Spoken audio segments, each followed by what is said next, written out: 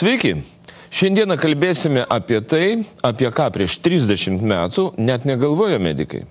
Laidoje aptarsime botulino toksino ir hialuroninės rūgšties panaudojimo galimybes. Manyčiau, jog tik labai nedaug televizijos žiūrovų žino tokius pavadinimus.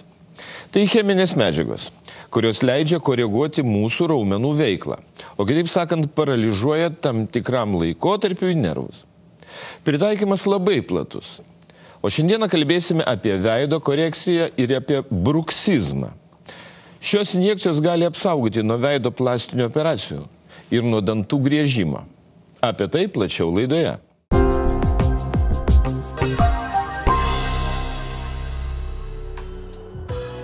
Laidoje žiūrėkite, botulino toksinas gali tapti saugiu ir efektyviu vaistu, gydant dantų griežimą ar moksliškiau bruksizmą. Mes naudojame atitinkamą dozę, kad tą raumenį susilpninti tik tais, o ne iš vis paralyžiuoti. Viena injekcija tiesiog atpalaiduoja raumenis ir šis nemalonus įprotis pamirštamas. Apie visą tai šiandien laidoje.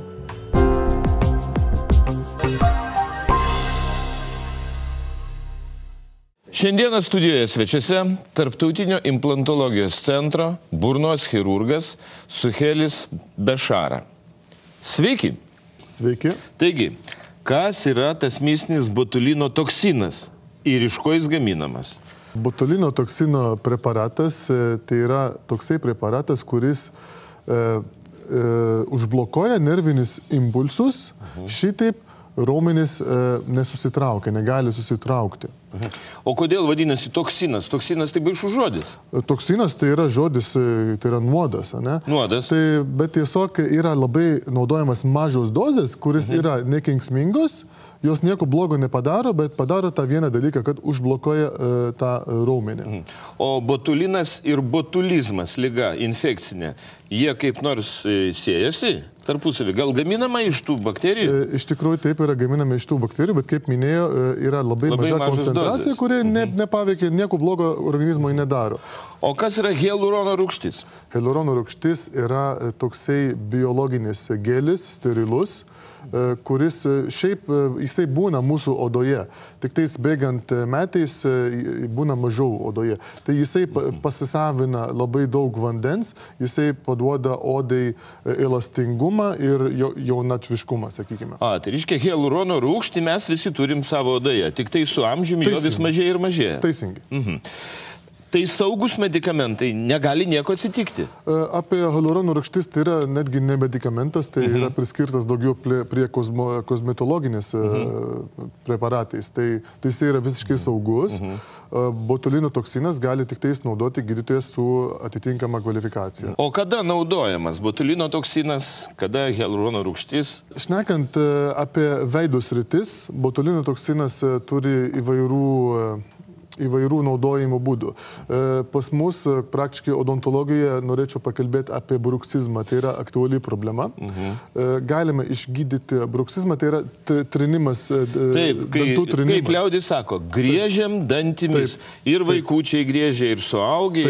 Taip. Tas bruksizmas yra tokia liga, griežiam dantimis, gali būti, kaip minėjot, ir suaugusi, ir vyresni žmonės.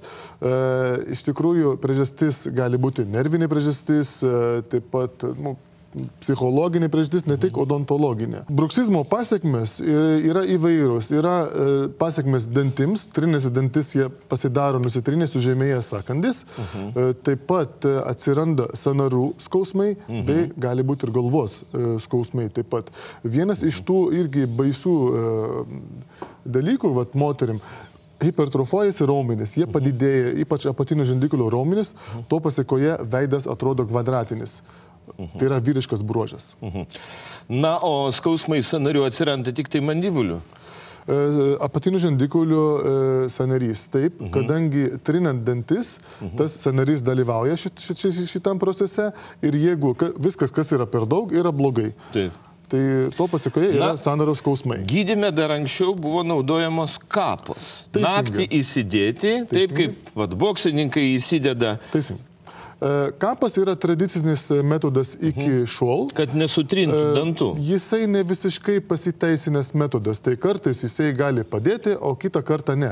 O reali priežastis yra ne tik tais, kad blogas sąkandis. Reali priežastis, kaip ir minėjau, yra nervinė, yra raumenis, yra hipertrofuoti, yra didesni. Ir jie per didelį jėgą duoda dantims. Tai mes kurgi jūs leidžiat tą botulino toksiną? Į sąnarį? Ne. Botulino toksinas yra leidžiamas į kramtymo raumuo, tai yra masetė. Masetė. Čia yra tas raumuo, kuris randasi va šitoje vietoje. Tai yra vienas iš pačių stipriausių raumenų organizme. Taip. Kramtomasis raumuo. Taip, kramtomasis raumuo yra vienas iš stipriausių. Gali kiekvienas žmogus žino, kiek gali kasti stipriai. Tai mes leidžiam į tą raumenį atitinkamą dozę botulino toksino. Žmogus nebegali tiek stipriai sukasti dantų, kad jų griežti, bet jis gali atlikti įprastinės funkcijos kaip kramtymo, valgymo, taip toliau šnekėti. Tarsi neparalyžuoja pilnai. Ne, neparalyžuoja pilnai. Mes naudojame atitinkamą dozę, kad tą raumenį susilpninti tik tais, o ne iš vis paralyžuoti, nes mes turime valgyti ir kramtyti. Šitas poveikis jisai išlieka 5 mėnesių kažkur, 6 mėnesių, bet kas yra labai gerai, kad pacientas per tą laikotarpį atpranta nuo šito blogo įpročio ir jisai kartais ir pamiršta tai padaryti ir viskas, ir tas dalykas negrįžta atgal. Ir net miegodamas jis irgi negrįžia dantim. Taip, net miegodamas negrįžia dantim, nes raumuo nėra ant tiek jau stiprus. Plus, norėčiau labai tokią svarbų dalyką paminėti, kad laikų bėgant raumuo atrofuojasi. Kadangi mes nefunkcionuojam, čia yra taip pat, kaip kiekvieną dieną kilnoja štangas, raumenys būna dideli, nebekilnojam štangų 3 mėnesius, tada raumuo atrofuojasi ir jisai išnyksta. Taip pat šitoj vietoj. Tai jisai būna silpnas ir mes nebegalim jau gręžti dantim. Tai netgi yra tokių atvejų, kad negalima kartuoti tą gydymą dar kartą. Taigi jūs norit pasakyti, kad gali pakakti vienos injekcijos?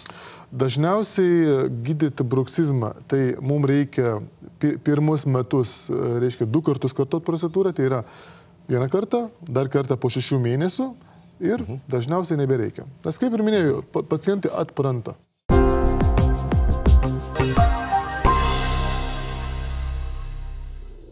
Tarptautinėme implantologijos centre MIR botulino toksino injekcijomis gydomas bruksizmas arba kitaip griežimas dantimis. Ilgainiui varginant nevalingam dantų griežimui atsiranda klinikiniai simptomai, tokie kaip periodonto ligos, dantų nusidėvėjimas, nuolat juntamas žandikaulio sąnario maudimas, galvos ar net veido skausmai. Be to veido raumenys, kurie dirba dažniau neįprastai, išsipučia, taip suformuodami kvadratinės formos apatinę veido dalį. Prieš procedūrą koreguojamos vietos nuskausminamos specialiu kremu ir tik tuomet labai plona adata preparatas suleidžiamas į raumenis. Po itin trumpos ir neskausmingos procedūros pacientas bemat gali grįžti prie įprastinės veiklos, dažniausiai nejusdamas bei nematydamas šalutinio poveikio.